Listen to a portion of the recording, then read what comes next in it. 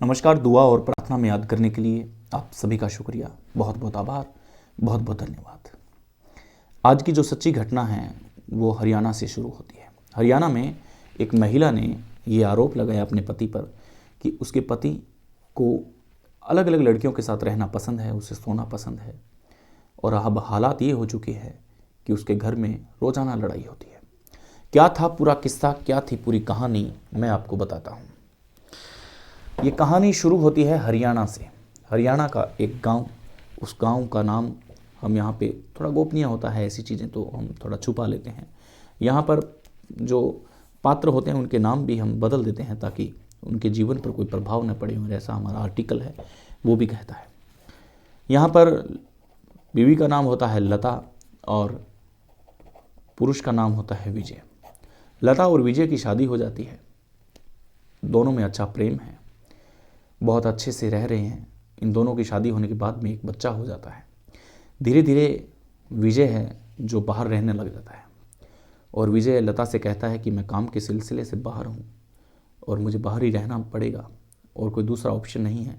लता कहती है कि कोई बात नहीं, तुम काम करो आराम से, मैं भी इधर काम करती हूँ। लेकिन वो घर पे कोई भी बात होती तो वो ज़्यादा इंटरेस्ट नहीं लेता था विजय। अब लता को ये लगने लगा कि आखिर क्या बात है, विजय घर पे नहीं रहता है, इसका कारण क्या है। अब विजय की नौकरी है, वो घर के पास में लता लगवा देती है। अब विजय के लिए दूसरा ऑप्शन नहीं था कि अब ये क्या करें।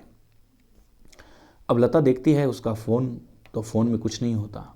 अब विजय अक्सर करता क्या है कि अपने घर से निकलता है, और एक उसकी 2 शादियां इसके अलावा भी की होती हैं, वो वहाँ जाता है, उन दोनों से मुलाकात करता है। मुलाकात करने के बाद में उसकी 8-9 लड़कियों के साथ नाजायज़ संबंध थे जो वो स्थापित करने के लिए जाता है। उसे अब हमेशा लत पड़ गई थी कि अब बस जीवन है जो ये है। उसका जीवन एक तरह से खतरे में था और पूरा जीवन खतरे से बीत रहा था, लेकिन इस बात से अनजान कि मज़े मज़े के अंदर अपना जो घर है वो सुखदायी नहीं है, संतुष्टदायक नहीं है। लता और विजय लड़ने लगे, आपस में लड़ाइयाँ होने लगी। यहाँ पर लता ने एक चीज़ नोटिस की कि ये जब घर से निकलता है तब 2 औरतों के पास जाता है। अब उन 2 औरतों को खंगाला जाता है। तब उन 2 औरतों से पूछताछ की जाती है। पता चलता है कि ये हमसे शादी की हुए हैं, लेकिन ये काम के सिलसिले में बाहर रहते हैं। जैसे ही ये लता सुनती है तब लता की हालात ख़राब हो जाती है कि आखिर ऐसा कैसे है। ये भी कह रही है कि हमारे साथ ही इसकी शादी हुई है, लेकिन ये काम के सिलसिले में बाहर रहते हैं, और अब पता नहीं कौन सा काम कर रहे हैं, क्या कर रहे हैं, उन दोनों महिलाओं को कुछ पता नहीं था। अब लता के लिए प्रश्न चिन्ह खड़ा था। अब लता कहती है उन दोनों को कि ये मेरे पति हैं, वो कहती है कि ये मेरे पति हैं, दोनों कहती है कि हमारे पति हैं ये। अब तीनों आपस में एक दूसरे को जान नहीं रहे हैं। अब तीनों आपस में एक दूसरे को सबूत बता रहे हैं। लता अपना शादी का एल्बम है वो बताती है, तो दूसरी जो महिलाएं हैं वो अपना एल्बम बताती है। अब एल्बम देख करके लता भी चौंक चुकी थी कि ये दोनों तो सच बोल रही है। एल्बम में शादी के रस्मों रिवाजों को जो अपनाया गया, वो सारी फोटोएं, वो सारा रीति रिवाज उस एल्बम में कैद था। लेकिन किसी को ये पता नहीं था कि आखिर इन तीनों ने आपस में क्या किया है, इन तीनों की क्या बातें हैं, पता ही नहीं था। अब जब ये तीनों को पता चला आपस में कि इन विजय की शादी है जो इन सबसे हो रखी है, अब क्या किया जाए।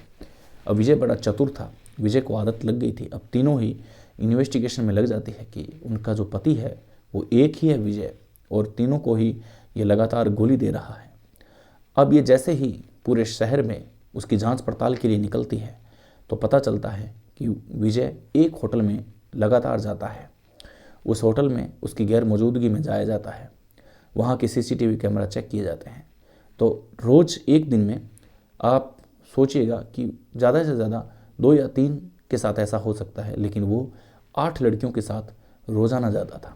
अब इतना पैसा कहाँ से आता था, क्या करता था। अब एक लड़की के साथ जाने के लिए उस होटल का किराया 1000 रुपये। अब रोज़ाना 8000 रुपये कैसे लाता था वो, कैसे मैनेज करता था, और हर चौथे 5वें दिन उस होटल में इसी प्रकार से रंगरेलियाँ मनाया करता था। जब ये बातें सामने आई तब उसका रिकॉर्ड पूरा खंगाला गया। पुलिस में FIR दर्ज की गई, मुकदमा दर्ज किया गया, मीडिया के सामने आया गया। अब पूरा इन्वेस्टिगेशन का मामला था। अब पुलिस इसकी पूरी जांच कर रही थी। विजय को शक के आधार पर पकड़ लिया था, हालांकि कोई ऐसा रिकॉर्ड नहीं था पुलिस के पास अब तक, लेकिन जैसे ही वो एल्बम आते हैं पुलिस के पास तो फिर आइडेंटिफाई हो जाता है और पुलिस विजय को पकड़ लेती है। विजय को जब पुलिस पकड़ती है तब सख्ताई से पूछताछ करती है और उसके बाद में बताती है कि तुम्हारी पहली शादी किसके साथ हुई। तो बताता है कि पहली शादी मेरी मीनाक्षी के साथ हुई। लता ये सुन के पूरी चौंक चुकी थी, क्योंकि ये मुद्दा और ये मामला लता नहीं उठाया था। उसको नहीं पता था कि मीनाक्षी कौन है, लेकिन अब इसे पता चल रहा था कि मीनाक्षी के साथ इसकी पहली शादी थी, दूसरी शादी लता के साथ थी और तीसरी शादी सुमन के साथ थी। अब ये तीनों ये बातें सुन करके पूरी तरह से चौंक चुकी थी। अब पुलिस ने फिर सख्ताई से पूछा कि तुम्हें ये क्या शौक़ था शादियां करने का। तो बोला कि मैंने ये शादियां मजबूरी में की है, क्योंकि मुझे अलग अलग लड़कियों के साथ रंग रेलियाँ मनाना, उनके साथ हम बिस्तर होना बहुत ही अच्छा लगता था और ये मेरी आदत बन चुकी थी। अगर मैं ऐसा नहीं करूं तो मेरे अंदर एक अजीब सा पागलपन आता था और मन करता कि मैं आत्महत्या कर लूं, इसलिए मैं अपने जीवन को ख़त्म करता। इससे अच्छा मैं उन लड़कियों से यही डिमांड करता, अलग अलग लड़की को फंसाता और उसके बाद में उस लड़की से शारीरिक संबंध बनाता और उसके बाद में उसे छोड़ देता। पुलिस ने जब पूछा कि तुम्हारे पास इतने पैसे कहाँ से आते थे, तब उसने बताया कि मैंने अपने तीनों पत्नियों को लोगों के घरों में काम करने के लिए लगा दिया था और वो करीबन वहाँ से 15-15 हज़ार रुपये महीने का कमा लेती थी। बस रसोई का खर्चा निकाल करके जो भी 30-35 हज़ार जो भी बचता वो रुपया मैं ले लेता था। कुछ गहने थे, वो गहने भी बेचना मैंने शुरू कर दिया था। कर्जा ले लिया था लोगों से और मैं कैप्सूल खा करके, टैबलेट खा करके 8 लड़कियों के साथ हम बिस्तर हुआ करता था। मुझसे ज़्यादा से ज़्यादा 5 दिन से ज़्यादा रहा नहीं जाता था, इसलिए मुझे आदत थी 5 दिन बाद में तो करीबन नई 8-7 जो भी लड़कियां हैं उनके साथ हम बिस्तर होना, उनके साथ रातें गुजारना, ये मेरी आदत थी। अगर मैं ऐसा नहीं करता तो मेरे दिमाग को शांति नहीं मिलती। पुलिस ने कहा कि ये बहुत ही तुमने गलत कहा है, गलत किया है, अब कोर्ट है जो इसका संज्ञान लेगा, लेकिन अब तुम्हें आदत है वो जेल में अच्छी तरीके से पड़ जाएगी। तीनों पत्नियां उसकी सुन करके हैरान थी कि आखिर उनका मर्द ऐसा था कि उनकी कमाई से दूसरों लड़कियों के साथ में हम बिस्तर होने की उसको एक गजब की आदत थी। गोलियां खा कर के वो अपने इस शौक़ को पूरा किया करता था। सावचेत रहें, सतर्क रहें, क्योंकि क्राइम कहीं भी कभी भी हो सकता है। नमस्कार, जय हिंद। मिलते हैं नई कहानी में, तब तक के लिए रब्बा खैर, शब्बा खैर।